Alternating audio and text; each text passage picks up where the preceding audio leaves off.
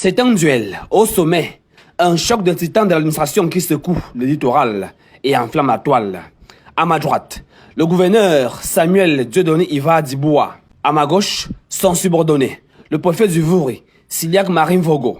Entre les deux hommes, le vernis de la courtoisie a volé en éclats, laissant place à un véritable feuilleton d'État. Tout commence par une lettre datée du 14 avril dernier, devenue virale en un éclair. Une missive explosive envoyée par le préfet directement au MINAT. Le contenu, un véritable réquisitoire. Le préfet accuse ouvertement son patron d'orchestrer une cabale, une machination savamment orchestrée. Au cœur de la discorde, le foncier, plus précisément 4000 mètres carrés du domaine public routier à Diapoma-Bakoko. Le préfet crie au complot et pointe du doigt un homme d'affaires qualifié de sulfureux prédateur.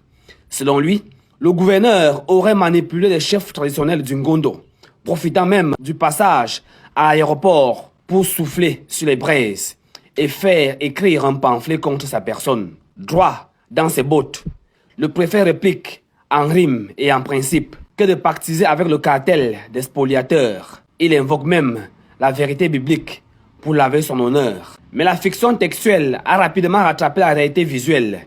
Le 20 mai, jour de la fête nationale, les caméras étaient bien braquées sur la place des fêtes de la Besseke. C'est là que le clash est devenu physique. Sur les images, la scène est glaciale. Le préfet du Vouri, réglementaire, est planté en tête de file pour accueillir le gouverneur. Le pas est lourd, l'ambiance est lourde. Le gouverneur avance, le préfet au garde à vous, prêt pour une poignée de main. Mais le patron du littoral reste distant et va saluer directement le voisin. Un vent mémorable, un boycott protocolaire qui confirme le malaise en mondovision.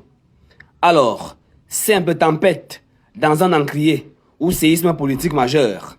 Le préfet demande une enquête officielle. En attendant que la hiérarchie tranche à Yaoundé, à Douala, entre les deux autorités administratives, le torchon prend un bain de flammes. Le protocole, lui, se tord et se crame.